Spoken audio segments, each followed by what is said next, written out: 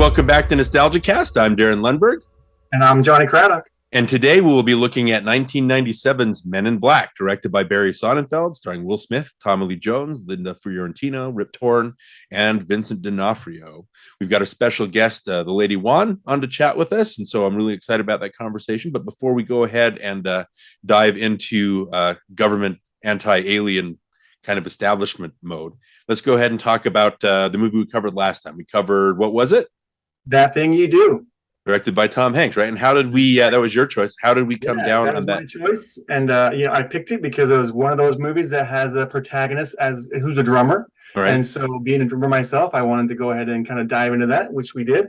And I think we had a lot of fun. I think we both agreed it's a fun movie. It's vibrant, it's colorful, it's just an overall good movie. It has a good message, good story, but if you look closely, there are some hidden gems, and there also are some like deeper meanings behind it. So it's kind of a multi-layered, multifaceted movie, which I think makes it a better movie overall. So, and also Tom Hanks being his first movie he ever wrote or directed, also just a great accomplishment for him in that regard. So well done, Tom Hanks, and well done, for everybody. And that film did a great job.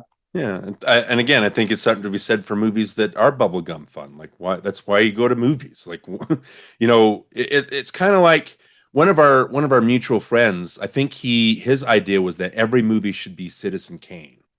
And to me, I was like, well, that would get so boring. Like, how would we be able to tell like what's not Citizen? Like, having everything be quality, you kind of miss out on those palate cleansers. I think you need these kind of breathy bubblegum, like we said, movies that are just fun, that are just kind of, they're not embarrassing. They're just a good way to spend a couple hours, and you don't have to devote all your brain power to watching them. So, and then again, it also has the music element, which that song is really catchy, and it's really a fun, well-written song. So, like I said, overall, a really great movie. Yeah, music has something to be said for music too, being able to enjoy it. So, That Thing You Do. Obviously, it's something that people like and people still revisit, and so it's a movie we'll probably still be watching 10 years from now. But speaking of which, Men in Black is another movie that we'll probably watch in 10 minutes from now. We'll go into a conversation there about that. Again, our special guest, Lady Wan, just zooming in here from Florida after the hurricane.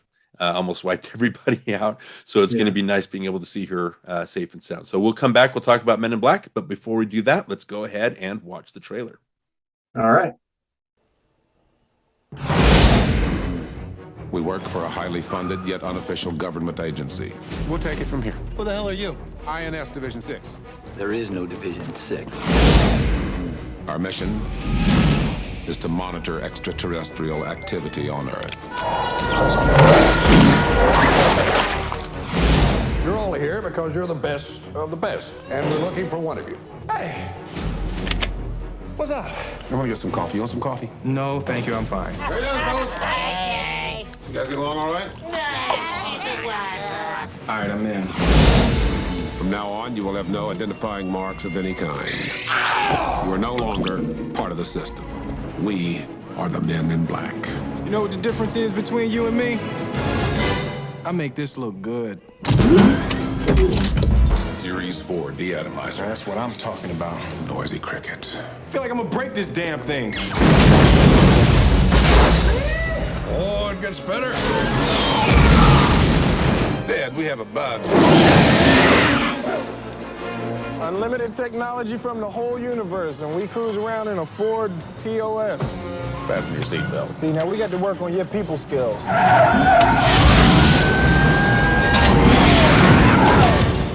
Columbia Pictures and Amblin Entertainment present. I knew it. This is an alien, and you guys are from some government agency trying to keep it under wraps. Nah.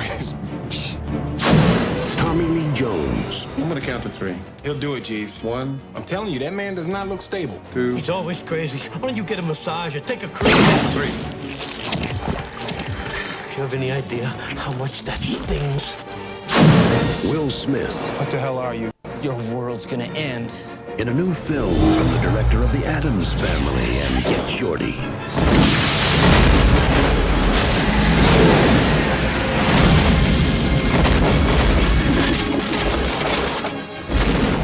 Men in Black, protecting the Earth from the scum of the universe.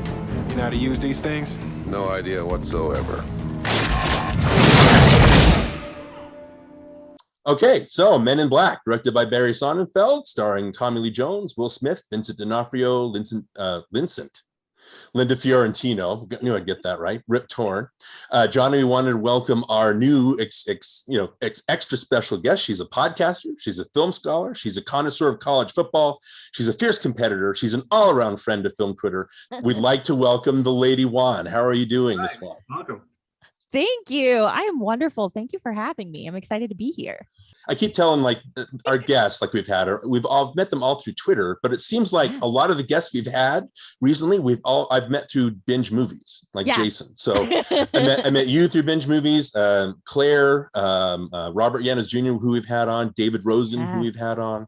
But again, you and obviously you were the ones that I was intimidated by, not just because you're such a fierce competitor, but also because I keep saying you have the best laugh in the business, but what if I didn't make you laugh the whole episode? What would that be like? We're safe now. Okay, we've got some out of the way. We made it. All right, so you are do you want to call yourself the host or the co-host of Screen Run? How would you define yourself? Chris likes to say I'm the host. Okay. So that's pretty fun. Yeah, he keeps saying it's your podcast. So I guess it would. But again, that's Chris Scalzo, right? Who also runs the First Run. He just a quick question. Where is Chris from originally? Connecticut. Connecticut. Okay. She said unsure. I'm pretty sure. Chris sounds so much like my uncle. Like I'm like mesmerized by his voice. So I was just wondering, it's interesting. I wonder if there's a New England accent or something. Yeah. So Screen Run, again, it's great. Like you're just starting you're about to start your third season, your first season. So actually, no, I don't want to do the talking. If you could define yourself, Lady Wan, like define Screen Run, define how you fell in love with movie. I mean, who are you? Like introduce yourself. Well, it's a long story. It's not. I don't even know when I fell in love with movies. I just can't remember not being in love with movies. And we'll get into it in a bit, but especially growing up going to like Universal Studios, that was huge for me. And if there were movies that I was seeing at the parks, like from the horror makeup show or different rides, and I didn't know the movie, my dad would be like, okay, when we get home, we're going to watch that. So after we've been at Universal Studios for a full day, he would go to Blockbuster and get American Graffiti. And he's like, you're going to know Mel Stryven. You're going to understand it. So it was just, it was just a thing for us. And so I have a very soft, warm place in my heart for all the movies that are in Universal in any way, except for the Fast and Furious, because that ride sucks and those movies are trash. But yeah, so I just kind of always been there. I've been on Twitter since 2009 talking nonsense. And then I started podcasting about movies back in 2017, I think. I did my first show. It was called Screen Fix, and we used to fix movies. And then I moved to another show that I started with Chris, who has his current show, The First Run, and we do Screen Run. It was a combination of the two names of our shows. And the first season, we did every Kevin Smith movie from start to finish. So we will be doing a bonus episode for Clerks 3. We're going to see it in a couple weeks. And our second season is we did all of the Alien films. And our third season is coming up soon. And I can't say what it is yet because we haven't even put out our first episode yet. But we've got 2 in the can, man. 2 in the can. We're ready. We're just scheduling. Okay. Listen to your seasons, like Kevin Smith and Alien and stuff like that. My question for you with that is, what do you think, like watching Kevin Smith lose his grip on filmmaking reality and watch Alien kind of lose its way from as strong as those first 2? And even the third one, it has a lot of Fincherisms that I still find fascinating. So even that, and for studios got anyway, but what is your opinion? Why do you think like some filmmakers lose their way and some franchises lose their way with your first 2 seasons? What did you learn anything covering those movies from that viewpoint? Yeah, it really kind of became clear to me that like Aliens, the success of that film is responsible for so many terrible franchises, because that one in particular was a complete diversion from the first movie as a sequel, like totally different approach, different everything. And it was a massive success. Right. And so the idea of like, you know, we'll make The Godfather and then we'll make The Godfather Part 2. Like that changed kind of, I think, the trajectory of what sequels would end up being. It was like, anything that's kind of related. People saw the first one, they'll love it now. Yeah. And we've gotten so much garbage because of that. But I think even when you get back to Ridley Scott coming back to the series, I think it seemed kind of echoed to me what I saw from the first season that we did with Kevin Smith is like, okay, some people only have so much to say. And that's that. And you can go back and rehash the same ideas over and over. And there's definitely going to be a subset of fans that are all about it. Like, give me your greatest hits. That's what I'm there for. Those fans exist for a lot of directors. And that works. If that's for you, that's great. If you're obsessed with Kevin Smith, then you're going to love Clerks too, like Chris did. And I hated it. It's one of the worst films I've ever seen in my life. But you're playing to different strengths and you're playing to different appeals for the audiences. So, you know, I don't like that a director who I thought was absolutely amazing and like, oh my God, he gets me, went on to make movies that I don't even consider Yoga Hosers an actual movie. That's a disappointment, but you know, some people like it. So whenever there's a movie that I absolutely cannot stand, just knowing that somebody out there is like, nah, that's great is okay. Someone's happy. So that's nice. That's nice for them. Are there any filmmakers from the 90s that you think have kind of gotten better with time or that you revere more than you used to? Or talking about Kevin Smith and not being as good now as he was then, are there any that who have gotten better since they first started? You know, that's a really, really good question that I cannot answer off the top of my head. That's tough. I feel like Quentin Tarantino has stayed super strong. I don't think anybody would say like, oh, well, he was much better in the 90s than now. I think like he has taken a really cool approach to his filmmaking where he just like gets in different types of stories. So even though he's doing the same kind of things, like his go-tos, you know, you're not looking at the same setting, the same kind of thing over and over again. Yeah, he started out strong, but I would agree that he's gotten better over time. Like, Darin and I talked about that when we talked about Tarantino on our Pulp Fiction episode. We talked about how Inglourious Basterds might even be a masterpiece because it's just so well done. Even Pulp Fiction and Reservoir Dogs are good movies and they're good staples of Quentin Tarantino. I think Inglourious Basterds is kind of like his masterwork. Yeah, I would agree. It's incredible. Yeah, it's got like a like a literary, it's almost literary compared to Pulp Fiction, like just trying to push but I don't know how to explain it. Like, yeah, we tried talking about Inglourious, but we could have talked about that the whole time. But yeah. So and Fincher, I think, is another one too that keeps saying interesting things, or even though like Ridley Scott, he's not always batting 1,000, so to speak. He's saying something.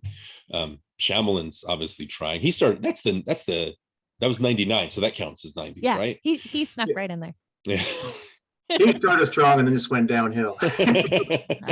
Yeah, some people. Anyway, we won't. We don't want to make this a Shyamalan episode. But speaking of aliens, so the reason that the reason that I decided, hey, why don't you come on and do Men in Black, is because Jason at Binge Movie said, hey, if you're going to do Men in Black, get Lady Wan to talk about Men in Black. So explain to us, like, what is your, first of all, why is Men in Black such a strong contender for this episode for you to choose, and what was your history with the movie? If you could explain that to us.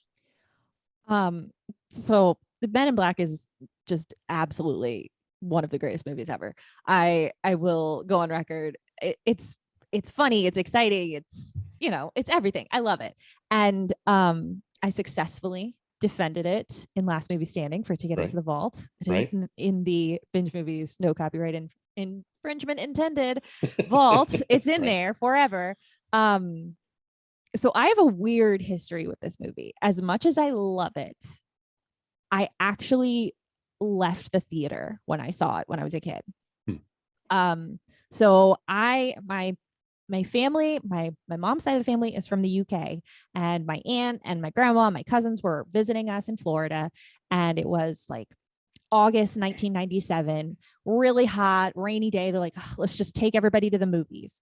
And they decided to split us into two groups. My grandma and my little brother and my little cousin were going to go see George of the Jungle. And I was going to go with my 15-year-old cousin and my parents and my aunt and go see Men in Black. I was 11, like had just turned 11. And of course I was like, I'm an adult. And we went to go see this movie. And I don't think I made it 10 minutes. I was immediately freaked out, like by just everything that was happening. Like I had never seen really, like, even though it's a blaster and a bunch of goo, I'd never seen anybody like get shot in a movie before. And I was just like, what? Like I got really freaked out. It was like just the head on the stick, and then when his eyes just keep moving, absolutely terrified me. And my mom looked over at me and she's like, oh God, you're not okay. And I was like, I'm fine. And she's like, just come with me real quick. And she took me out of the theater and she walked me to the George of the Jungle, and she sat me down with my little brother, my little cousin, and she left and went back to the movie. And I didn't see it for probably a couple of years after that, because I was just like, I'm afraid of that movie. So it's a very strange origin story for me to have with that movie where I left. It is important to me though that I went to go see George of the Jungle because I was an 11-year-old girl and Brendan Fraser was looking mighty fine in that movie. So that was a significant moment in my life anyway. So still had a good day. But that summer we played the Men in Black song in the minivan over and over and over again. Like it was our little theme song of our vacation that summer. And I just like grew more and more fond of it over time. And I love watching it. I can't even keep track of how many times I've seen it. I think it's so fun. Like it's so perfectly 90s. It is Will Smith at his height. Like it's everything. So yeah, I love it. All right, good reason. Johnny, what about you? What was your history with the movie? That was a good history. I'm not sure I can beat that one, but I was a missionary for my church during this time when it came out, and I wasn't allowed to watch movies, and so we actually broke the rules. And I shouldn't say this on the show, but I was a missionary, and we left our apartment after hours, and we went to a midnight showing. I was in Kentucky. It was in Lexington, Kentucky, where we went to see it. And it's just me and my companion and a couple other people in the theater, and we like I say, we broke the rules and we went to go see a movie. And it had been 8 months since I'd seen anything, like any TV, any movies, listen to any music. So I was kind of like aching to do something like that. And so while I was watching this movie, I was having the best time of my life. Like, this is so awesome. It's been 8 months. I haven't seen a movie before. And so I loved it right away. I loved the movie. I thought it was funny. And when I got back from my mission, I obviously bought it. And like you, I watched it a lot. I used to put it in to go fall asleep to. But anyway, yeah, a fun movie. Like I agree with you also. I think Will Smith was probably one of his best roles. He's really funny in it. I like Tommy Lee Jones as this character. It's just all around a fun movie. And also, Barry Sonnenfeld, who we'll talk about, as a director there and DP of other films, which I really like. So, but yeah, I mean, I was breaking some rules when I saw that movie. Yeah. That was the first of many rules. Let's be honest. You kind of got a taste for it. Well, my history with the movie is not that complicated. Like, obviously, we want to talk about the Spielberg touch. So he's an executive producer on this. I think the story is he called Will Smith, like, and said, "Hey, this is Steven Spielberg," and Will Smith is like, "Yeah, right." It's one of those things. But like, this came out the same summer as The Lost World. That was the movie that I was super excited to see when it came out. And when I watched The Lost World, it was kind of, how do you explain it? Like crushing, I guess you could say. It was like, it wasn't Jurassic Park. It wasn't like, it wasn't that good. It was more like, contrived. So anyway, I walked out of The Lost World feeling disillusioned, like by movies as it happens, because you put your faith in these things so much and they end up disappointing you. And then, Face Off came out later that summer and that kind of reinvigorated me. And then Men in Black, obviously around July 4th. And it's funny that even though Spielberg executive produced this and didn't direct it, this was the Spielberg movie of the summer. This was the one that, that stood the test of time, I think. Yeah. And when I walked out of the movie, it was like one of those things like, that was great. Like I didn't have any problem with it. And it's just every time I go back and I watch it, I'm still laughing just as hard at all the jokes. And we'll talk about why. I just think it's a very solid entertainment that just, and it's how long, it's like 97 minutes. Like it's in, it does its job, and then it's out. It's like, whoa. Why can't other movies do that? Why can't other movies not be 3.5 hours long? You know what I mean? And do their job. So yeah, so that's, you know, that's my history, and that's it. Like it's just grown in estimation, and I love it more than I loved it back then. But Lady Wan, I'm sorry, I gave you some homework. I apologize. But trying to keep the screen run flavor, what you and Chris do usually is you introduce the movie and you talk about how it was made and the history of it. And I asked you to like prepare just a few notes, not like your life history or anything like that. But what did you come up with? If you tell us about the history of Men in Black. Yeah, so I got a little bit of background history for everybody. So I don't know how many people know that Men in Black was based on a comic. I feel like that kind of was a couple years after the movie, probably when the second one was coming out, that I found that out. Even though it says Marvel Comics in the credits, like that's surprising, right? It's strange. It's like, oh, okay. So yeah, it's loosely based on the comic by Lowell Cunningham and Sandy Carruthers. It was optioned originally in 1992, and the script that Ed Solomon wrote at the time was like pretty faithful to the comic. Overall, like the vibe is pretty similar as far as the Men in Black comic, except for it wasn't just aliens. It was kind of all supernatural things that they were kind of keeping an eye on, keeping control over. They would kill people if they needed to instead of just neuralizing them. So it was a little bit darker, grittier, weirder. So when they wanted to make this film, they were interested in having Barry Sonnenfeld direct it, but he was working on Get Shorty. So it just kind of floated around for a little while. John Landis was considered for a bit, Quentin Tarantino, aforementioned. They both passed on it. It just took like a while, just kind of meandering through pre-production, and eventually Barry Sonnenfeld was available and he made it. So he made a lot of changes to the script that Ed Solomon had put together. A lot of it was going to be underground originally, and he's like, nah, let's go to New York City. Like, it's a place full of weirdos. It's a perfect situation. Aliens could hide in plain sight there. So a lot of what makes the Men in Black like vibe that you see in the movie kind of did come from him versus the comic. We cannot not talk about Rick Baker and his Academy Award winning work in this film. Yes, Men in Black has an Oscar. Well deserved.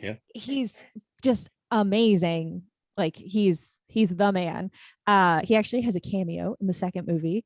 And he did some killer creature creations. So, you know, the strength of that. We've got an amazing Danny Elfman score. Like just anytime a Danny Elfman score starts a movie, I'm gonna like it. Like I don't think I really need to do a deep dive and see if there's any movie with the Danny Elfman score that I don't at least enjoy a little. Just he works. He really does. But when we're talking about like the kind of the path to the movie being made, who was going to be in it, at one point they were considering Clint Eastwood instead of Tommy Lee Jones and David Schwimmer. Could you imagine Men in Black with Clint Eastwood and David Schwimmer? How miserable does that movie sound? Yeah, that's weird. Like awful. Awful. And Will Smith actually wasn't really super interested in taking the role because he didn't want to become like that alien movie guy. Yeah. But Jada told him to do it. So I'll just say it that way. Yeah. Well, that's a match made in heaven. I know that Tommy Lee Jones is funny. Like when did he become a grump? Because he always been a grump. Because go ahead. I think so. But I think this is the movie where he maybe perfected it. I'm not sure because I think the story is like when they hired him, like he wanted to make it a drama. Like he wasn't interested in making it funny. And then like, I think the stories that Ed Solomon was talking to Barry Sonnenfeld, and Sonnenfeld like 2 weeks into production pulled out Ed Solomon aside and said, Tommy Lee Jones just found out that this is a comedy. But the thing that I like, and Jonny, if you want to talk about the acting really quick, the thing that I love, and I noted this, and maybe it was the first time I realized it, but Tommy Lee Jones is the straight man, right? Maybe he's disillusioned. We find out later what he's really doing, but like it's just business to him. So the way that he treats everything like it's completely normal, like it's every day, and then you have the Will Smith character who's our into the world, right? And he's Will Smith obviously knows he's in a comedy because he's just like Lady Wan, like you said, he's just operating at an 11, like he's at the top of his game. And so seeing them play off each other, like Tommy Lee Jones, first of all, is really funny because he's playing it so straight and it sells it. But then Will Smith is playing the fish out of water guy who's reacting with all the sarcastic comments and just being Will Smith, you know what I'm talking about? So that dynamic is so funny. It's hard. And like I said, Tommy Lee Jones is a grump, but I think working with Will Smith, it brought out like the brat in Tommy Lee Jones, you know what I mean? Where he's able to play. And it's weird that so we had The Fugitive, which won him the Oscar. And then in between he did Batman and Batman Forever, which was like not a good performance, like just off. Strange. It's so, and then 2 years later doing this where it's just right back. But you know, like some people like Cary Grant, or they find their persona. I think Tommy Lee Jones found his persona with this movie, and he's just scoring off it. Like even Captain America, it's like, well, who are we going to get for this part? Well, get Tommy Lee Jones, just let him be Tommy Lee Jones, and that works. What Lady Wan, what do you think about Tommy? Anything you wanted to add to that? What do you think about him in this movie? I mean, I really feel like this is the absolute best that we can enjoy, both Tommy Lee Jones and Will Smith, and they're perfectly paired together. Like they are both at full speed in completely different ways, and it just works so well. Like I'm talking about it like it's like this cinematic achievement, but like if you watch the scenes, if you decide you can do this, you can just make an attempt of watching Men in Black and do nothing but watch Jay when Kay is talking. Only do that. And Will Smith is like, he's doing everything. Like he's reacting to the fake names that Kay makes up for them all the time. It's just, there's so much that he is doing that is not integral to the scene, but just is in the background building it up. And they just work so well together. I love it. I love it. I'm just going to gush. Well, I think the pinnacle of that humor is when, you know, hey, Kay, when do I get my own flashy thing? And Kay's like, when you grow up. He's like, oh, okay. I thought that was really like that is like, I had my note here, like that is the humor of this movie. It's like so off the cuff, and it's just, it kind of, it's character built, you know what I mean? But it comes out of left field, but it so fits the character. Again, it's just a perfect amalgamation of everything. Jonny, what about you and Tommy Lee Jones? What are your thoughts there? Well, I mean, I've always liked him. I mean, from The Fugitive, I think that's probably, in my opinion, his best role. Although he's great in this movie, I think he's best in Fugitive. And Darin, I have to say, I think I remember you liking him in Batman Forever. I mean, back in the day when we saw you. Yeah. I gushed over him during, his Two-Face days. Yeah, that's a point of contention. Batman Forever, Lady Wan, when we went to go see that movie, that was my whole summer, man. But I was like, what? Like, how old was I? Like 19? Like 9 times? Something like that. But then, I wised up. I grew up, just like Cases. So, but yeah, like watching his performance, and again, when you're told by Joel Schumacher that this is a cartoon and that's the only direction you get, and then Tommy Lee Jones kind of butts heads with Jim Carrey the whole time. And so it's just, when you watch it now, you're like, oh, that's why, because Tommy Lee Jones has nowhere to go. Like he starts off Batman Forever, like up here, like in the rafters, and how do you go higher than that? So it's like, by the end, you're like, all right, enough, man. You know what I'm talking about? It's like, it's too much. So I don't know, growing up and seeing him here, it's a very nuanced performance that gets the bittersweetness when you find him go back with his wife and stuff. I just think it's very well-rounded. But I will say that I think that they both have a chemistry, an on-screen chemistry that I think you're lucky to find that when it does happen. And I think they found it with this one. Well, Lady Wan, let me ask you a weird question. Then he obviously didn't get along with Jim Carrey. Why do you think 2 years later, Tommy Lee Jones was finally able to get along with Will Smith? Is it just because it's Will Smith? I mean, what do you think? Yeah, I think in this period of time that there was nobody who didn't love Will Smith. I think I just think that they connected in a way that just like they could see the scenes, like they could see how it was playing, they could see that it would be absolutely hilarious. And I think that just made them work well together. And I also think that on this movie versus when, you know, Tommy Lee Jones is on Batman Forever, that there's just like more of a direction, more of a confidence, more of a something to rely on in what's going on. So I think it was maybe a safer place, and they had like more clear lines between what they were doing. You know, there's no like kind of overlap between anybody's lines or roles or reactions in a scene. Yeah. Well, when you find out that Will Smith like ad-libbed most of his lines, you know, as clever as the Ed Solomon script is, like, and it's funny because, you know, when he drops on that bus, like, it just berating black people in New York, like he ad-libbed that. And Ed Solomon, I think in an interview said, I wouldn't have been confident enough to write that line. You know, so it's something that Will Smith brings to that. I just think that that works. I mean, I think we're all in agreement that chemistry between those two stars, that's magical, but it's not the only thing that makes not the only performances that make this. I want to talk about Vincent D'Onofrio for a second.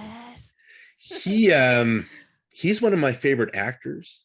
And he just came here to Utah. I think that we had our Comic-Con, our version. He was here. I wanted to go, but I wasn't able to.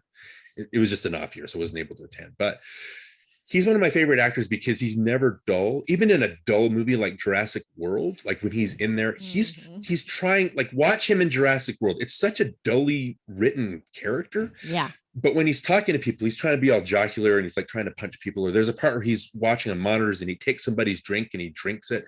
So even in a movie like that, he's trying to be interesting. My favorite role of Vincent D'Onofrio, I don't know if either of you have seen it, was when he was the lead of Law and Order: Criminal Intent. Oh my God, I watched so much of it. Oh, perfect. But you'll agree with this. When you watch him in a scene, when it's Detective Eames up front and talking to somebody, you can see Gordon in the back doing weird business, like just looking around, like checking things out. And it's so interesting. He's never boring. And then obviously doing this, Edgar, I think his signature role, just because of the way he dove into it. Lady Wan, what do you think about D'Onofrio in this role? You're obviously enamored, as we all are. He's so good. He's just, first of all, I love him in Criminal Intent. Like, love him. I think it's tremendous. But he's so good in this. I didn't know this before until I was doing my research for this conversation, is that he put knee braces on and he taped his ankles so that he wouldn't be able to bend his legs when he was walking, because he was like if I'm kind of going through this in this Edgar suit, I wouldn't be able to do that. Like, nobody asked him to do that. Like, he was just like, no, that's what my character would be doing. I don't bend my legs. And so he's got like this crazy walk going on. He's doing his weird voice. Obviously the prosthetics and like the special effects and everything they scared me as an 11-year-old. But yeah, he is going all the way, like all the way. He never doesn't go all the way, but it really is like a perfect role for him. Well, I never thought I'd say this about anybody, but he really makes you believe that he's a bug in a man's skin. Yeah. When he's walking around, it just looks like he's ready to bust out of that, you know, with the entrapment that he's in. Jonny, what about you? Do you have a history with D'Onofrio, and what do you think of him in this movie? Yeah, I like him in this movie. I think the physicality that he brings to the role is just awesome. Like you said, I didn't know that he had his legs taped. That's awesome he did that. But I thought it was just him doing that on his own. But it's so fun to watch him just be so larger than life. And like you say, you know, he's a bug in a man's suit. But I think he's really funny in it. And one of the biggest laughs I have is when he first is talking to his wife. He's just like, "Hey, Edgar, your face is hanging off your bones." He's like, "Oh, is that better?" That's the very first laugh I have in the movie, and it's because of him. So, yeah. Well, he's so committed that the part where he's talking to David Cross and he's got this flap of skin that's like just hanging down as he's talking. I'm like, oh man, like he probably requested to have that put there. It's so gross the way he decomposes through the movie, but it's so cool. Yeah, it's memorable, right? And then, you know, obviously Rip Torn is fine. Tony Shalhoub shows up and does what he needs to do, and that's great. But what do we think of? It's because you talked about Dogma. What do we think about Linda Fiorentino and what happened? Like she had, I think, was it Valley Girl or something? She was in some 80s comedy, and then she was in Last Seduction. and then there was this, and then there was Dogma, and then almost nothing. I think the last movie she starred in was like in 2009. I mean, Lady, what do you think about her performance, and what happened to her in your estimation? I don't know where she went. Like, I could have done with more Linda Fiorentino if she was interested. I really don't know what happened, but I like her in this movie. She's just so strange. Yeah. She's, your perfect weirdo mortician. I think that she, with as much as her character gets to do, she like nails it at every turn. Watching the movie like with grown-up eyes later, I'm like, oh, it kind of sucks that they just throw her away at the end, because that's what they do to women in action movies, is they just toss them out of the action. But at least she gets to come back and shoot the bug. Like, at least she gets that moment.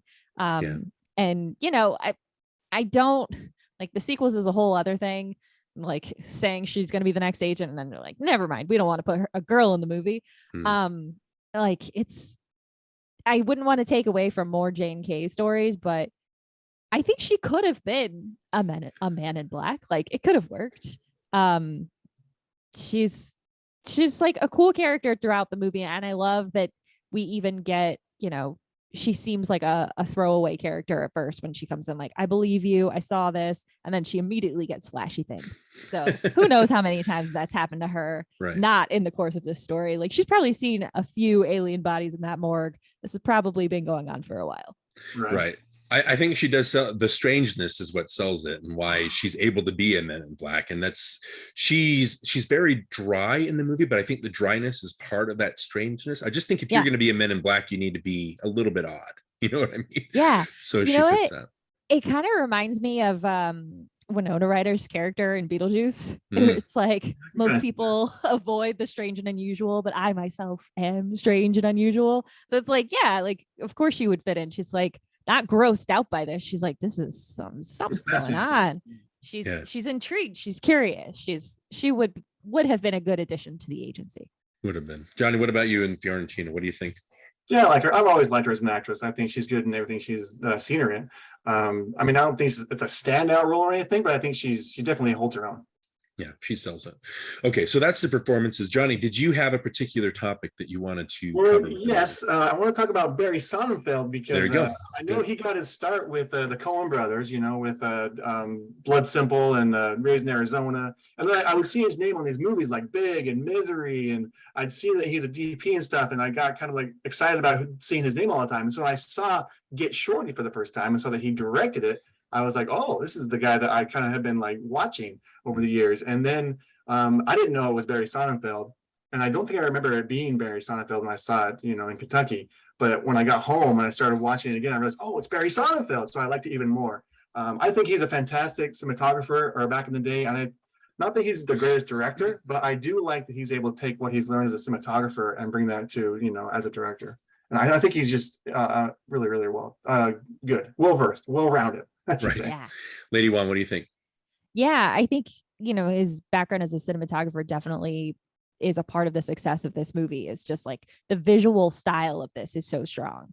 And that's definitely a lot of his input there, with some solid source material, but the commitment to like leaning into that of like the aesthetic, how things are going to look, the different shots we're going to have. I think it's really well directed. He definitely brings that the off the wall kind of personality from his cinematography, like the way that he chases like the character like up the ladder and Raising Arizona with his camera is how he directs. I don't know how else to explain it. Like, it feels the same.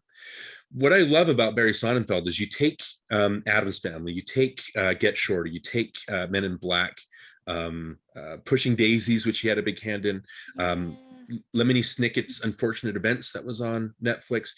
When he has this mood that it's just this off kilter, this funny kind of, I don't know how would you explain that? It's weird, but it works. It's a voice. Yeah, it's like if I maybe if nobody had encouraged Tim Burton, like it's it's not turned all the way up to that speed of the weirdness of Tim Burton, but it's in the vein. It's in the vein. And that's when he does movies like RV, that he doesn't really have his personality, and it just seems like, where did you go, Barry Sonnenfeld? I think he even lost it in the sequels. You know what I mean? He doesn't quite. And Men in Black 3, when we'll talk about it, he kind of gets there, but not as strong as he does here. I just think the way that he was able to take the script and make it better, but do it in a way that he was able to still work with Ed Solomon, and to not alienate him. And again, just a perfect confluence of everything working and everybody in tune with each other. So if we didn't have any other words on Barry Sonnenfeld, I wanted to talk about the thing, and I mentioned it briefly before, and I've always wanted to talk about this, Lady Wan. So this is why I'm thankful that we're able to talk about this with you. Okay. What I love about this screenplay in particular is the way that it pays attention to theme. And if I was to, a lot of screenplays don't do this. Like we talked about Raising Arizona in our episode early on, and there was a theme in that movie about parenthood, where every single scene was about parenthood and what it was like to be a child and to be an adult, the differences. And so the whole movie built to that. And it's strange when you notice it and you're like, how did they do that? And just weave that in. And then this one, if I was to pick a theme, I would say it's not what it seems. Because if you were to go and take every scene, you could apply that theme to everything. If we start off even the beginning, where you see a little bug floating around, we think we're going to follow the bug. Nope, a dragonfly swallows it up. And then the dragonfly floats around. We think we're going to follow the dragonfly. Nope, it gets splattered on the windshield. It turns out to be the windshield of a van that's hiding illegal aliens. And one of them turns out to be an actual alien. And then Tommy Lee Jones and Agent, what was the other agent? Was it L? What was it? L was Laurel at the end. I forget. The old guy, right? The old agent. Where they show up, they claim to be part of INS, but it turns out they're there to capture the alien. And it just, every scene, and then you cut to Will Smith chasing after what he thinks is a normal perp. It's not a normal perp, it's an alien, who gills in his eyes. You cut to Will Smith in the police station, and he's, Tommy Lee Jones comes in, and you think they're just having a normal conversation. Nope, Tommy Lee Jones is trying to actually get answers from him about what this alien said. They go to see Jeeves. It's not what it seems. Like, Jeeves is not just a regular guy. You can go through this entire movie to the point at the very end, it turns out that we're all a part of this giant God's like marble game. You know what I mean? Yeah. All the way through. And I don't usually do this, but Ed Solomon himself, I think I commented a while back on Twitter about Men in Black, and he liked my tweet. And I was like, whoa, that's his thing. Like, woo, like Ed Solomon, awesome. So I thought yesterday, I decided, well, let me ask him. I want to know for sure if I'm not just seeing things. And so I did. Again, I don't usually do this, but I thought since he liked the tweet that maybe he'd be open. So I tweeted at him and said, you don't have to answer this, but was that theme of not what it seems, not what you expect, was it baked into the screenplay from the very beginning? And the only answer he wrote back was yes, from the very start. And I was like, oh, that's so cool. Yeah, so beautiful. And I wrote him, I was like, it's so beautifully done. Like Frank the Pug turning out to be the alien instead of the weird looking guy. Yeah. And if we wanted to talk about it, like our favorite scenes, my favorite scene in this movie that I die every time is the test sequence when he goes in. And again, it's not what it seems, because they're in the egg chairs, right? You think it's about and they really have tests like this. I forget the name in real life that they use, but it's not about the answers that they're writing down. It's about how they react to the environment. Yeah. To the point when Jay decides to pull that table across the floor, and it goes on for so long. You get a shot of the soldiers, you get a shot of Jay looking, you get a shot of them pulling, and it goes on for so long. Every time, even though I've seen this movie 2-3 dozen times, I always die laughing at that. To the point where once Will Smith stops and he goes, "You all want to get down on this?" It's like it kills me every time. And I think the reason it never falters in the humor is because that theme is so strong and it carries through the whole movie. And movies don't do that. It's very rare to see movies like concentrate on themes so hard, but have it feel organic to the goings on. I mean, Lady Wan, do you see what I'm talking? Do you agree with that? Yeah. I mean, it's in everything, like you said. It's it's visually in different scenes. It's subverting, like, oh, are we following this? Nope, this is going to happen. But then it's also to the the overall plot of what we're watching between J and K is I'm not training a partner, I'm training a replacement. And you're like, well, that's not what I thought was happening from the start of this movie. So big and small, it goes the opposite direction every time you think you know where it's going. Unfortunately, that just repeats over and over in the sequels, and it just becomes the same movie again. But it does it so well in this original film, and it's constant from every character. So it really is just like embodied throughout the entire film. It's not just like, oh, the Men in Black, that's where that happens. No, it's literally everyone in every scene throughout. It's really genius. Way to go, Ed Solomon. Absolutely. Jonny, is that something that you noticed when you watch it, or what do you think? Well, I don't think I noticed that right, but when you pointed out, it's definitely there. But Darin, you stole my scene. That was the scene I was going to say. The funniest moment in the movie. It kind of carries on into the firearms or the shooting the aliens and everything. There's that too, which is also just really funny when you start explaining why he shot that one, why he didn't shoot the girl, or why he shot the girl. Anyway. She's about to start some shit, Zed. I mean, oh my gosh. Oh, fantastic. Yeah, that definitely is one of my favorites. Just that whole scene where he's, making fun of with honors, sir. It's just, it's so funny, and it's extra funny because nobody in the scene thinks it's funny. And it's working so perfectly. Basically anything Will Smith is doing in this movie, I love it. I think he does a tremendous job ad-libbing throughout. He gets this character, so anything he's saying just works for it, and he just cracks me up the whole time. And I do really enjoy Tony Shalhoub's character. He's just so weird and strange. I just love that little character moment for him. Yeah, I don't know. Would you guys agree that this is like a lightning in a bottle type movie?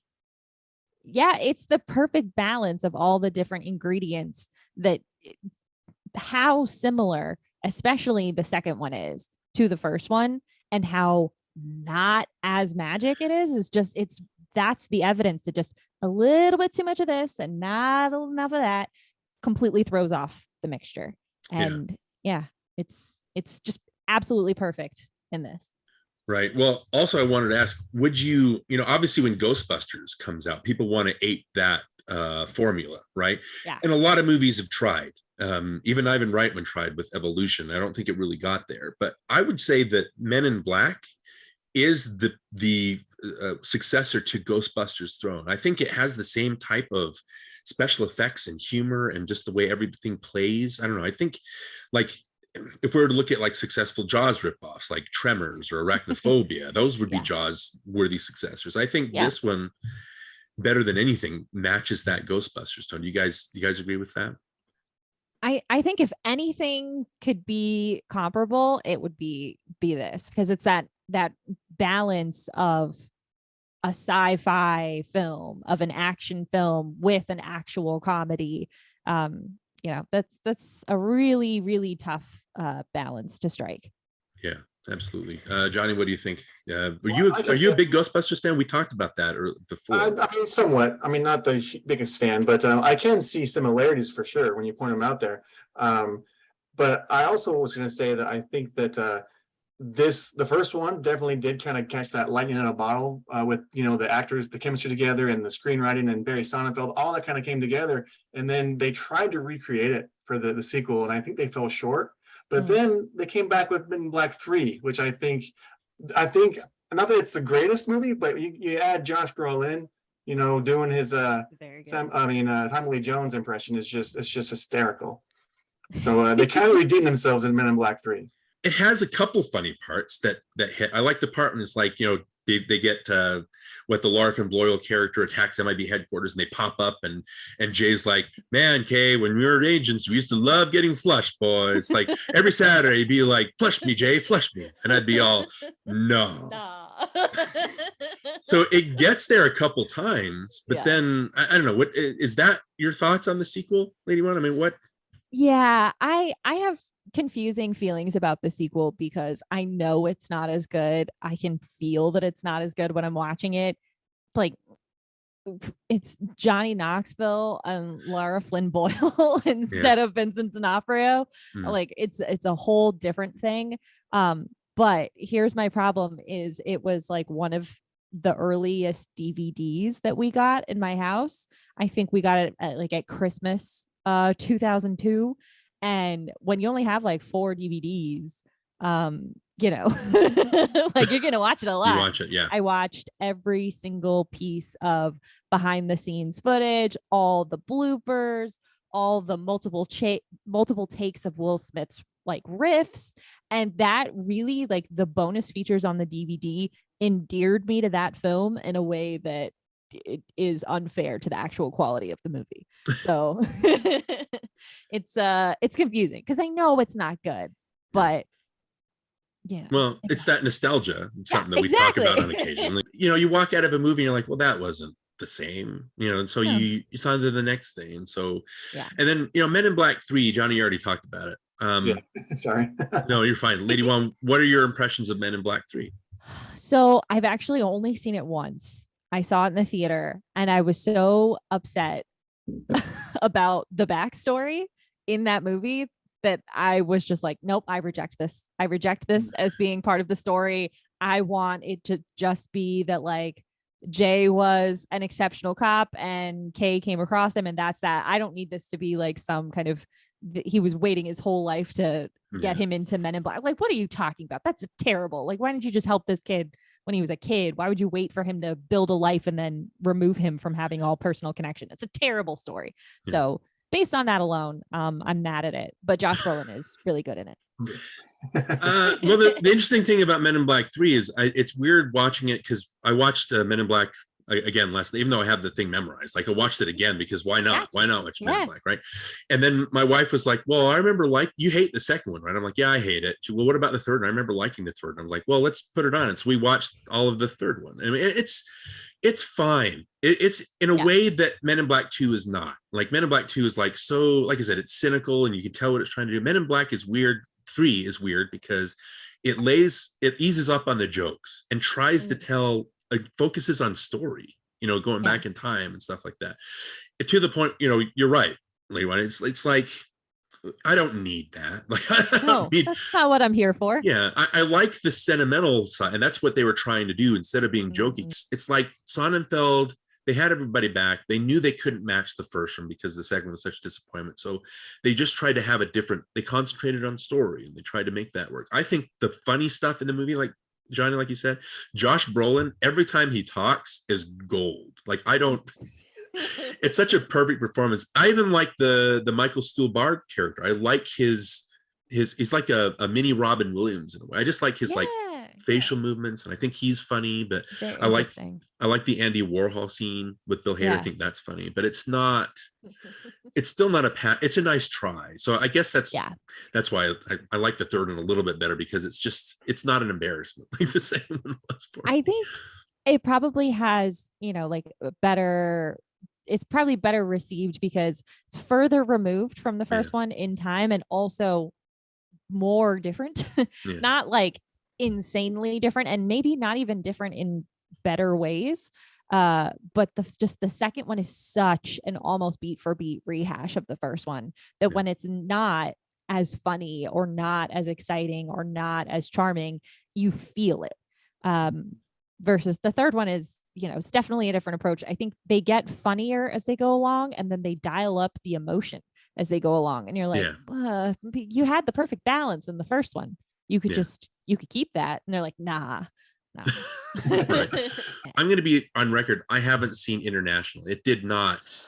I got everything I needed out of the third one. And I was like, I don't need this anymore. And then watching the trailers, where's the humor? Like, what's funny about this? Have either of you seen International? I haven't seen it. I think we own it, but I haven't seen it. Okay. I saw it in theaters, and I don't know how they managed to make Chris Hemsworth and Tessa Thompson like have zero chemistry whatsoever. Like, not even like buddy chemistry. He's like sleepwalking through that movie. She's wasted. Like, she doesn't get to do really anything that interesting. and it's generally really terrible. Like the idea of expanding Men in Black to be international is like, this is an intergalactic situation. Why do you think I'm going to be impressed that there is like a UK headquarters? Like, what? These are aliens from space. I really don't care about a different continent. Like, it's a misstep from even the concept to think that was taking it anywhere. It was very bad. Do not watch it. Okay. Yeah. Well, well, I'll take that as gospel then. So what, your topic, you had a very interesting, what did you want to talk about, Miss Wan? So my special focus on Men in Black is on the ride that is currently still at Universal Studios. As I mentioned earlier in the episode, I've got intense nostalgia for Universal Studios and any movie featured in the rides and attractions and shows there. And it is a strange feeling now that this is like one of the older movies in there, because they just keep taking out all the old things and just keep changing it up. But this one's still going strong.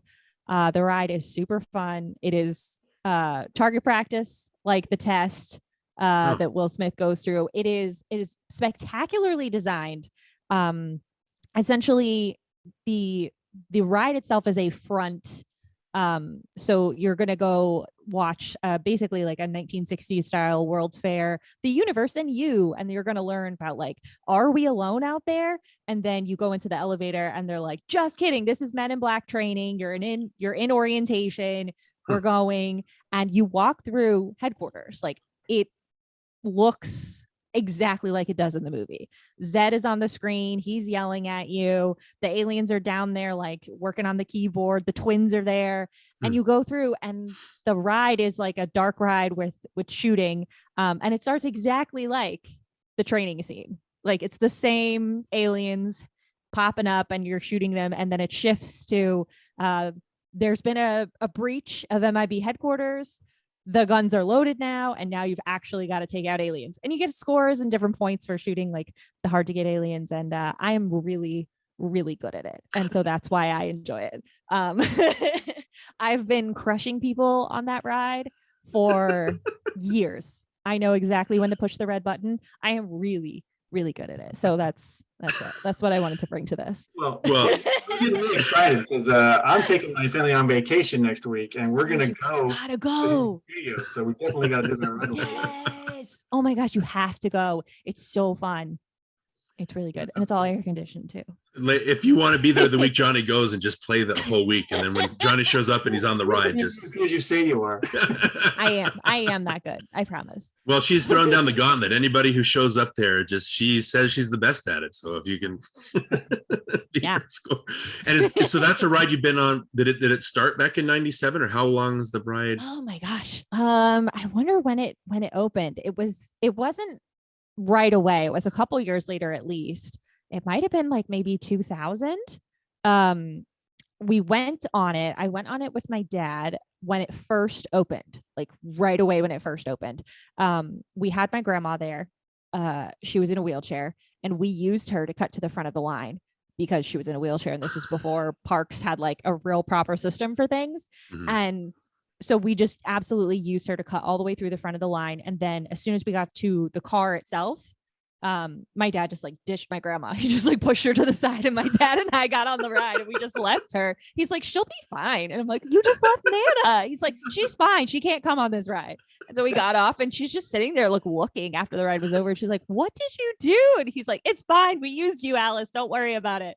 And yeah, it was super fun. So I've been doing that one for, like I said, a very long time. I have all kinds of nostalgia for the ride. And they still outside this particular attraction, it's right before you get to like the Simpsons land, and all in that area, they are playing like some killer 90s hip hop and R&B. So that's the place where you will just see all like the millennials and the Gen Xers just dancing as they're walking through the park. And it's good vibes over there for sure. All right. Well, Good memories. And again, you're just giving us all sorts of information. Like if you want to get to the use your wheelchair bound grandma to get to the front of the line, that's what they call a fast pass, I guess, in Disneyland.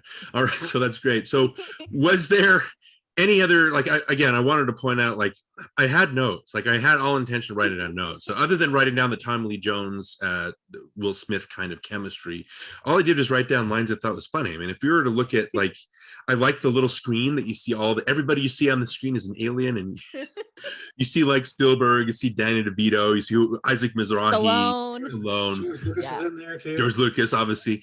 And then the interesting backstory I know is that they tried to get Michael Jackson's approval, and Jackson didn't want them to use his image because he didn't want to be tarnished. And then the movie became such a big hit that he shows up in the second one as Agent M, right? Yeah. And I thought that was funny because it has, like, you know, M&M's didn't want to be a part of E.T., and then Barbie didn't want to be a part of Toy Story, and then they ended up at second. So, and then the second one, Barbie shows up. I just thought that was funny. We're talking about, like, lines. We're talking about the twins when Tommy Lee Jones is just as straight as can be, right? He's meet the twins, and Bob. Like, it's so funny. And then you have, like, the throwaway lines that make me laugh, like when they're on the bench and, like, you know, there's this many people in New York that are aliens, and Jay goes, cab drivers. He goes, you know, not as many as you think. I like that throwaway line. It's just, and then Lady Wan, let me ask you, what are your thoughts on Kay shaking the crap out of Frank the Pug? Since you're a dog person, were you alarmed by that? Or? Honestly, I still find it so funny. Like it's such a solid little dog. Like Frank is just like thick, and it just is. It's so much funnier than if it was like a little kind of like, you know, like a poodle or something with like limbs flying around. It's just, he's such a thick little sausage, and it's very funny. I love it. Yeah, I think the story was, I think they loved that dog on set, and so they were just babying it off camera. And so, you know, when you see Tommy Lee Jones shaking, it's not quite enough that you want to call somebody. I think they probably had the Humane Association on set making sure. I know they had the Humane Association on set for the bugs, of all things, making sure. It's interesting. But were there any other standout parts or lines that you guys wanted to get on record as being your, like, favorite, or anything else you can think of that you thought was particularly funny? Lady Wan, what about you? I feel like, and this is going to sound weird to say, especially after everything that's happened this year, but like when Will Smith dies, like they're gonna put the "I make this look good" in the Oscars in memoriam. Like that's gonna be the line that they use the audio from. They'll show a couple of clips because he's that big, but that'll be the line with the audio. So count it. We'll check it out whenever that happens. We'll go back, run the tape back, and see if I'm right. We'll have to do that. Johnny, what about you? Any standout things you wanted to mention? I can't think of any lines right now, but I did want to mention that I like that I noticed that John Grise was the van driver of the illegal immigrants in the opening scene. So Uncle Rico has a cameo, which is nice. That is nice. Loves his van. All right. So, you know, obviously Johnny and I think this movie is memorable, and we think that, you know, that's why we wanted to talk about it. The last note I want to say before I get your does anybody else, how cool is it that at the end, Jay and Kay are able to beat the bug by using their own personalities? You know what I mean? How cool is that? That Jay's like grandstanding and he's talking big, while Tommy Lee Jones does the quiet thing, gets swallowed up and shoots I don't know. That's the whole screenplay. Good job, Ed Solomon. Like this, it's just so perfect. I don't know how else to, but like, okay, so Lady Wan, I mean, why do you think this movie is memorable? If you want to give us the last word, how many on a scale of 5 egg chairs? Ooh. To tie in with your alien season, how many egg chairs would you give this movie, and why do you think it's memorable? Oh my gosh, I honestly, man, I'm just gonna give it a full 5. Especially when you see the same movie done again, not as well, with all the same people, you can appreciate this one even that much more. I think it's perfect. Like there's absolutely nothing I would change about it. It's got just enough emotion there when you're seeing, like, you know, Kay's kind of regret and you know, he's not with the love of his life. She never got married. Like there's a little bit of heart there. There's so much action. There's so much comedy. There's amazing special effects. Like it's just a perfect movie. And it's so 90s without being like clueless 90s. Like it is it just really is like everything that was cool then. Like it's so slick. It's so perfect. I love it. Okay. That's great. We're all in agreement. Men in Black. Great movie. Okay. Yeah. So, Lady Wan, again, thank you so much for gracing us with your presence. It's like I was telling you before we start recording, it's like what happens if I tell everybody that she's the greatest laugh in the business and she doesn't, so we talked about that. And so I'm glad that you were able to at least humor us with everything. Yes. But if you could let everybody know, let our listeners know how they can get addicted to you and what you do. Obviously, you're out in Florida and you survived Hurricane Ian. Yeah. And we're very happy. It's weird. I had a lot of people out there in Florida that I consider friends, and that, oh, you're out in Florida too. It's like, what? I hope you're all okay. And so, I mean, you're fine. Obviously, was it Yes. scary being a part of that? First of all, this one really it wasn't that bad where I lived. I know it has caused major devastation in different areas, and even in Orlando where it wasn't a direct hit, there was a lot of flooding. So I feel very lucky where I live. And the hardest thing for me was I didn't have internet for a couple of days. And you know what? That's okay. So I feel very lucky. But there's strangely a lot of movie podcasters in this area. Yeah. So I probably saw quite a bit more of it than you were expecting through like #film Twitter. Right. So anyway, glad you're safe. Glad you're still with us and can keep going. But where can people find you? What tell us about Screen Run, what you're up to. I mean, yeah. So season 3 of Screen Run, I swear it's coming. I feel like I've been saying this on podcast for like 3 months, but we're really working hard on it, guys. We want it to be great. Season 3 is coming soon. It will be another season where we, I'm just going to say this now. I won't say who we're talking about, but we're doing another director season. Like we did the first season, we did all the films of Kevin Smith. We will be doing another director's entire filmography. So that will be coming out soon. You can follow the show is at Screen Run on Twitter. The website is screenrun.fun, and we're anywhere podcasts are found. And I am on Twitter at the Lady Wan. That's WAN. Awesome. Again, if this is your first time hearing the Lady Wan, I don't know why it should be, but don't make it your last. Screen Run, again, it's so good. You and Chris have such a good chemistry together, and you play off each other so well, even though it's your podcast and he's basically just riding your coattails, that kind of thing. But the way it's my podcast, but it was his idea. There you go. We'll meet in the middle somewhere. But yeah, the way that you're able to be so insightful, and like we talked about that Chasing Amy episode, and I listened to all your Alien season, but obviously Yoga Hosers. I'll get there. Like it'll be fun listening to you guys talk about it. But anyway, so yeah, so insightful all both seasons through. I'm so glad that I'm able to get to know you on Twitter and becoming a friend. I mean, I love all my Twitter friends. Yeah, and just gotta say, I know we haven't put any of our episodes out yet for season 3, but you will be in season 3. It's gonna happen. Okay. It's gonna happen. Get excited, NostalgiaCast fans. All right. We roped her into that, I guess. Like we made her feel guilty for all the. All right. Well, that's awesome. Again, Lady Wan, thank you so much for helping us out. Thank you. And we love talking about this movie with you. Hopefully, we'll be able to talk with you more and bring you back on for maybe Independence Day. Love to talk more Aliens and Will Smith with you. All right. Thanks for the laugh. Thanks for the time. We appreciate you. All right. Bye. Thank you. Sorry, Kay, can't talk right now. My flight's leaving. Ow! Get your paws off! The pound, we got a stray. The dog owes my friend money. Killians and bugs, Frank, what do you... I know nothing. Not a thing. Rosenberg said something about a galaxy on Orion's belt. What's he talking about? Beats me. Beats you. They're rehearsing a ventriloquist act. And welcome back. Again, we want to thank the Lady Wan for dropping in and chatting with us. Man, it was so great hearing her voice and her laugh and just being able to get her insight. I wish it's one of those things where I wish that I would shut up more. I guess I'm so excited to have these guests on that it's kind of like I feel like I talk maybe too much. I know people will say maybe, like that's you do talk to her, but it's just so fun being able to chat with these people that I think maybe I kind of get ahead of myself. Hopefully she didn't feel that same way. We try to make our guests look good, as Will Smith said. So I want to be sure that she had a great time. And so I had a great time chatting with her. How about you? I had a great time as well. Yeah, it was a lot of fun having her.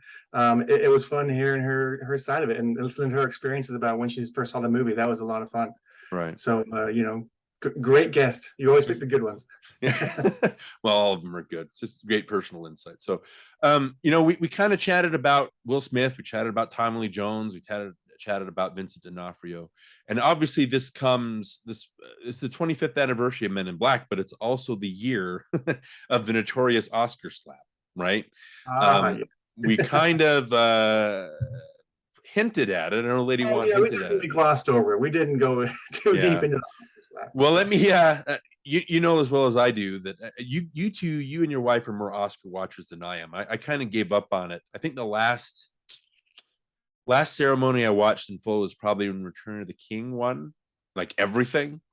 Okay. And just at the end of that, I was like, this is so dull. Like you could tell it's all political. And it's like, well, the quality of the Lord of the Rings movies are exactly the same. So why didn't they just get it out of the way with the Fellowship of the Ring? You know what I mean? So I know some people say, oh, it's more dramatic and all with Return of the King, but it's like, it was just so dull watching the show or ceremony, knowing that they were awarding like the movies for all their hard work over the last 3 years. As opposed to, so nobody else really stood a chance. So that was the last time I watched the Oscars. What you and your wife, how are you with the Oscars? What's your opinion? Well, like you mentioned, we usually have a party, or we kind of like throw Oscar party, and we have people come over and we celebrate it in a way. But we've kind of stopped doing that since we left Utah. It's kind of become something we don't really worry about too much, and we've kind of stopped watching it as well. So when the Oscar slap happened, you had to tell me that it happened. I didn't see it. I didn't know anything about it, and I'm not on Twitter, so I didn't see the uproar. So you had to, inform me about what happened. Yeah, that was a fun conversation because it was like, why do I know more about the Oscars? I thought you and Ruth had been keeping up on it. So yeah, just that bunch of the furor that was going on. What is your opinion on that slap? Let's just take it out of the way before. Sure. I mean, obviously, I think it's wrong, for anyone to assault anyone. And I guess it could have been, if it was planned. People say it's planned. If it was planned, then Will Smith overdid it. If it was on purpose and he did it because he was trying to defend his wife or whatever, all that stuff, then still it's wrong. You shouldn't act out in a violent way ever, in my opinion. There's always a better way to solve things.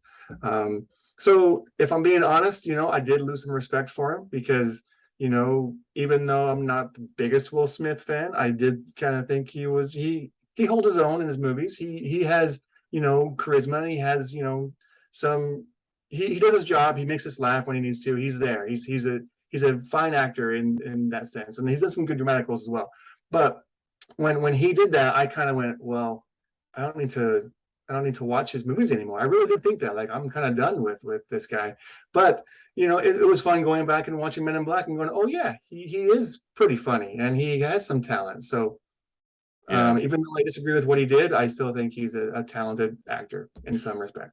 Right. I mean, there's no pussyfooting around that. It's like, yeah, that's assault is wrong no matter what form or no matter why you're doing it. It's just, number one is there are worse offenders in Oscars past. I think he's kind of being hung out to dry as like a poster boy for like wrongdoing and stuff like that. It seems like the Oscars, the Academy was more upset that he did that on their time, and embarrassed them, what I mean? So, but there are worse people. Like I know we talked about, you talked about, oh, I'm done with this guy, but there have been people, that are going to come up during our 90s conversations, like the Harvey Weinsteins that have just turned out to be complete and total scumbags that have done horrific things that are, crimes, like full on, not just like defending your wife's honor, that kind of thing, like full on sexual crimes and, other terrible behavior.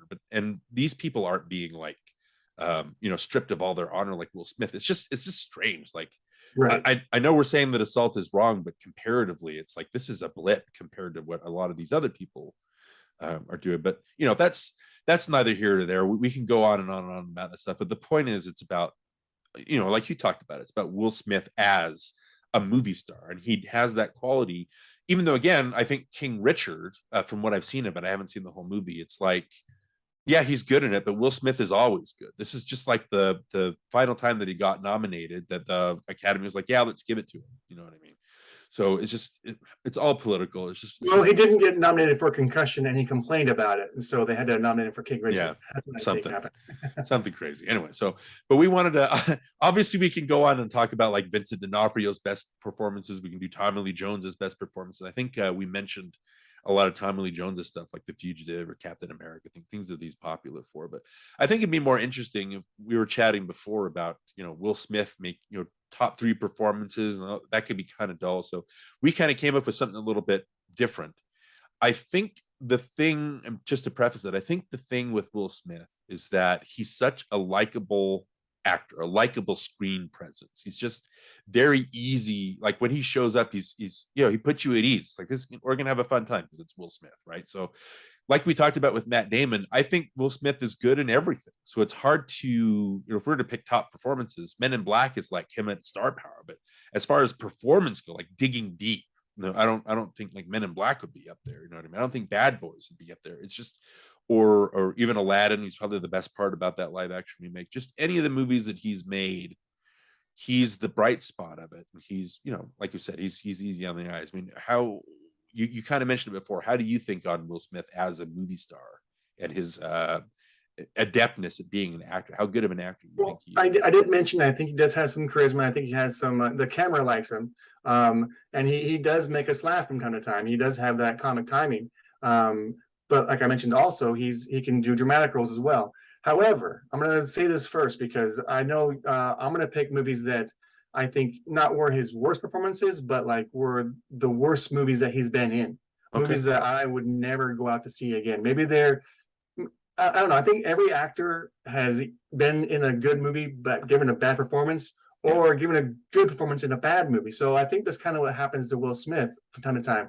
He's in his movies that are good, but yeah, he's not so good in his role. So I picked some movies that I don't think are his best or the best movies either. So, or the movies that I would never go out and see on purpose. Okay, just an example of that. And then again, instead of the top 3, just to make it more interesting, since I think he's pretty much good in everything, I decided to do a top 3 performances of performances that are top notch, but in movies that I don't personally think are very good. Okay. So it's just a question of like him shining above the material, because it's Will Smith, that kind of thing. So yeah, so it's kind of a bit of an oddball list, but it's more interesting than just, oh, look how good he is in this. I think it'd be more interesting to look at his careers like in perspective. So if you want to go first, what is your first choice? And how would you categorize it? Like, if that was your category, how would you categorize this? Well, again, I would just say that these are movies that I wouldn't go out to see, that I don't think are as good as maybe other people think are, you know. And also, I don't think his performance is as good. So it's for me, it's a bad movie with a bad performance. Okay, sounds good. All right. But number 1 is Aladdin. I think that's the best thing about that movie is Will Smith. But in my opinion, he is the worst. And I think it's because I just can't get past anybody else playing the genie except Robin Williams. Even though Robin was just a voice and Will got to be, you know, physical and got to do all the things. It just, I don't know. Maybe it's just because he doesn't look good in blue. I don't know. I just don't like Will Smith in the movie Aladdin. I don't like that movie at all. So Aladdin is my first choice for, you know, a bad performance in a bad movie. Well, I think we've kind of touched on the Disney live action remakes on this show before. I'm against them. I can't watch them because my brain is just compares them to the animated classic, and that's not a fun way to spend a couple hours. I'd rather I want to get lost in it. You know what I'm talking? I don't want to have to realize that it's a movie I'm watching and be constantly questioning it. I think Will Smith is just so ill-served in that movie because Will Smith has a persona. Like he's got like the family rap kind of persona, right? He's likable. He's not an impressions guy. He's not like, you know, he's not doing Jack Nicholson impressions. So to see him, I know this is the problem with those Disney remakes is they're trying to pick on the nostalgia, but trying to do something new. Don't shoehorn Will Smith into a Robin Williams role, right? Because that's unfair to Will Smith. Like you're straight jacketing him. You're hamstring. It's unfair to any actor. No one can do what he did. Yeah. So why not just switch it up and why not play on that rap persona instead of the Robin Williams persona? And so I'm not thinking of Robin Williams the whole time. I think I've only seen pieces of Aladdin, but I've seen it enough to go, well, Will Smith is obviously better than this. Like there's something in him that can be a better performance. So for my first choice, again, these are movies that I don't think are that great, but I think he's great in them. And I'm going to go in chronological order. The first one I'm going to pick is Ali. Okay. From 2001, the Michael Mann film. Michael Mann, with a screenplay by Eric Roth, who wrote the screenplay for Forrest Gump that we talked about, right? You think Michael Mann would be able to take the story of Muhammad Ali and make it into something like next level, right? So the movie is interesting because unlike other biopics, it does take place. It takes the that 10-year period from 1964 to 1974 when Muhammad Ali took the heavyweight title from Sonny Liston, and then he like criticizes the Vietnam War because he's again like, why am I going and fighting people that have never insulted me, right? Why am I doing that? And then that got it kicked out of his religion. And then he comes back and fights George Foreman in that Rumble in the Jungle in 1974. So it hits all of like the major points of his life. But the problem with the movie is it's so inert. Like there's no drama, like never draws you in. It's got Will Smith doing a great Muhammad Ali. It's a great performance. It's a great like slipping into the skin of another person and becoming that person. But nothing interesting ever happens. It only gives you like the paint by numbers version of the story that I could read on a Wikipedia article. There's nothing deep, and especially for Michael Mann, it just seems like if we're talking about Oscars, it's Michael Mann trying to strive for awards instead of doing his Manhunter or his Heat or the Insider shtick. You know, good quality, hard hitting movies. Ali is just it's empty and it's hollow. It's so weird. It's a weird watch, and it goes on forever. So I don't know. Have you seen Ali? Yeah, I've seen Ali, and I agree with you. I think his performance is really good in that movie. But like you mentioned, Michael Mann for me, he's kind of hit or miss. Even though I think he's a great filmmaker, he's done some really good movies.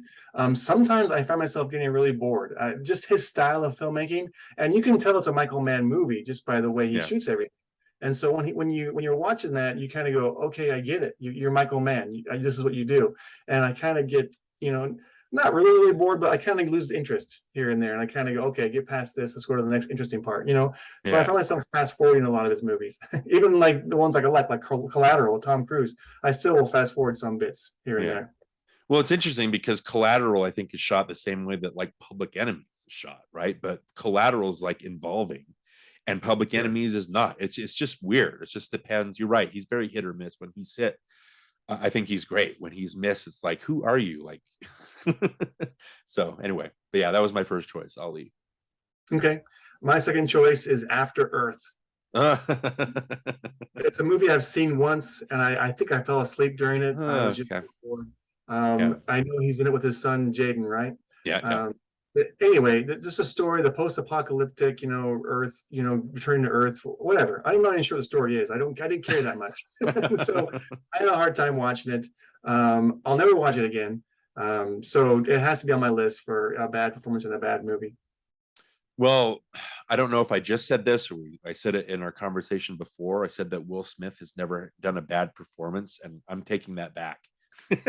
After Earth is a terrible Will Smith performance. Again, it's because you're hamstringing him. He talks in like this stilted, weird, kind of stilted way of talking, like very like, I don't know, robotic is how it, because again, he's a father in a futuristic world, and I guess he's been programmed or kind of trained to be like this, but you're hamstringing him. There's no charm coming off of Will Smith in that. Where's the charisma? Like you're obviously it's a Shyamalan movie. And so this is during that period. Actually, I don't think there's been, controversially, I don't think there's been a movie post Signs, maybe Split, that has been as high quality as Shyamalan's first few films. And After Earth is like in that, where I don't, who are you? Like we're just saying about Michael Mann, I don't see Shyamalan in here besides like the terrible dialogue and the terrible grasp of characterizations.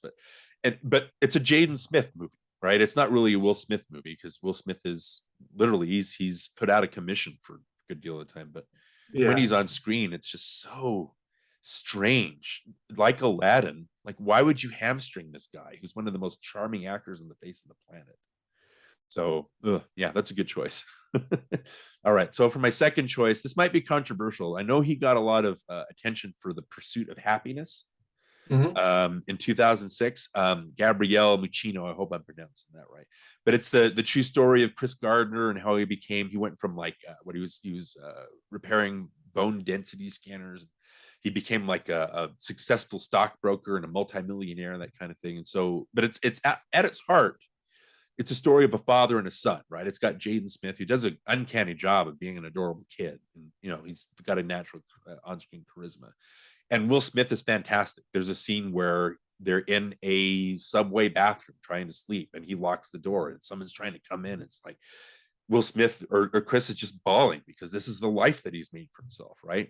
But that's the root of the problem for the movie for me. Is as a father, I know he's the movie. It's in the 80s, San Francisco, right? And it has the 80s idea of, to be successful, you need to be rich. Like, you need to be not just rich, but you need to have all the money in the world, right? So she's trying to be a stockbroker. He's trying to be this millionaire, but he's sleeping in a subway bathroom, like he's sleeping in homeless shelters. It's like, get a job in a McDonald's, you know, to support yourself. Like, get a job as a janitor. I know, like, are you above that? Which it's kind of insulting to, you know, us who've worked cleaning buildings. You know, we've done that in our past, right? But it's like, money isn't everything. Like, where is this happiness? And it's got like, you know, Candice Newton is the mother, and she's not treated very well in the movie. She's treated as like a harpy in a hard case, and she leaves the movie and just leaves Chris by himself. Mm-hmm. I don't know. I just, the whole movie, I was just angry at it. I was like, what are you doing? Like, endangering your lives like this. What do you think of the movie? Well, I enjoyed the movie. I thought his performance was really great in that movie. And I'll be honest, I did cry in that scene when he was holding his son tight and trying to keep the person from coming into the bathroom. And it's emotional, it's heart-wrenching, and it you know, it yanks at your heartstrings. And so, you know, I find myself getting emotional because I put myself in his shoes. You know, I have kids. I know what that's like. But then again, I agree with you. I think you need to take care of your family. Go get a job. Go do what you need to do to take care of your family. None of us really want to go to work.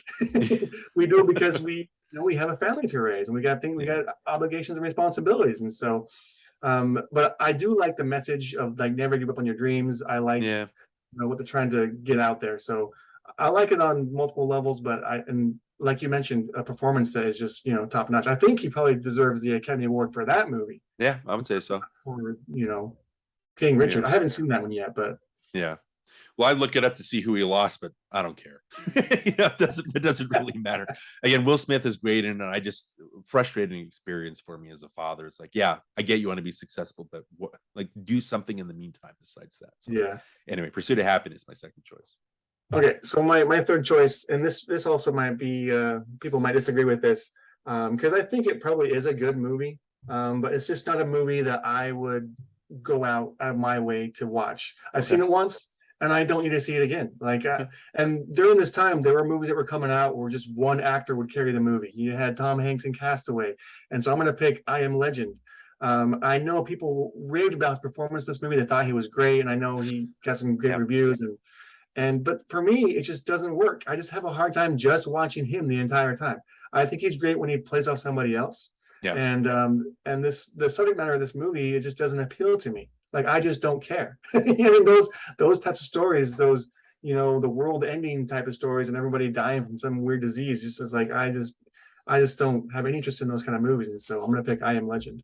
Okay. Even though he might be good in it, but for me, it's just not something I want to go watch. Yeah, well, he's Will Smith in that. Like, that's what you want. If you want somebody I would think, if after Tom Hanks, like, Will Smith is a good choice for somebody that you'll watch, right? You watch on screen by himself. I think the problem with I Am Legend is the writing is not good enough to support him being on his own. So they have to introduce this mother and her son that come into it for the third act because they run out of ideas, right? I think if you're comparing it to Castaway, I think the writing in Castaway and the ideas in Castaway are so well thought out and are so on point. Again, this is me personally, that when Tom Hanks is talking with a volleyball and then he loses the volleyball, it gets to the point where you're sobbing because he loses an inanimate object. That's how well the movie does. With this one, sure, he has the dog, but then after that, they run out of ideas and it just becomes like a standard, I don't know. So I agree with you. Like, he's fine in it, but the movie's like, oh, it's just weird. Another inert choice. So my last choice is going to go with, you know, kind of in that blockbuster kind of feel. Is Hancock. Have you seen Hancock? I have seen it at least once, yes. Okay, so the thing with Hancock is there are certain actors that you cast. Like, again, if we're going back to Tom Hanks, you cast him as the dick, like the a-hole, right? To quote a word that Hancock doesn't like in the movie. And you cast him as the a-hole in A League of Their Own because Tom Hanks is likable. You're going to like him whether he's a jerk or not. but you know that it's Tom Hanks. He's going to come around. It's the same thing as Woody in Toy Story. Even though he's acting very selfish, and again, he's not a character worth rooting for, he becomes a character worth rooting for. And it's the same thing with Hancock. You cast Will Smith, it's like, yeah, you can act as terrible as you want, Will Smith, but we know as an audience that you're going to come around and you're going to be great, and we're going to cheer for you, right? The problem with Hancock, and it's interesting because I think Hancock does a better job of showing us what a superhero would be like in a real world scenario. It does a better job at getting that point across than Man of Steel tried to do, treating him as a nuisance, I guess, kind of thing.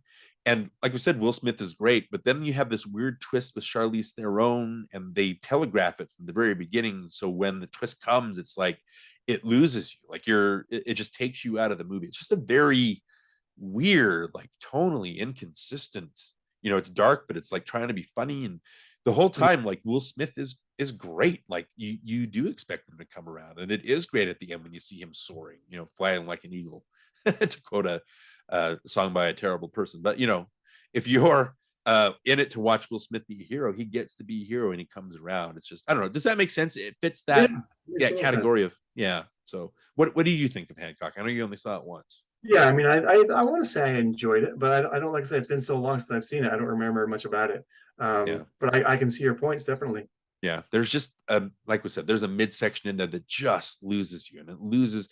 I remember seeing it in a packed theater because it's Will Smith opening weekend, and everybody at the first half the first part were cheering and laughing and everything because he's acting like a jerk. And then the twist happens, and the audience, it was like a switch. Somebody flipped a switch, and there was dead. It was dead for the rest of the movie, and nobody reacted or said anything, to the point where the movie ends and everybody just gets up and walks out. There's no applause. Such a weird experience. But again, like we talked about, Will Smith, he can't be a winner every time. I think if you were to look at you know, Men in Black or the Bad Boys movies as being like the pinnacle of him as a, you know, a star, all these things, Independence Day, we've got all those movies that we can look to for Will Smith being, this is the guy. You know, this is the guy that we love, this guy, right? And so, but you know, he pushes himself as an actor. I think that's to be appreciated.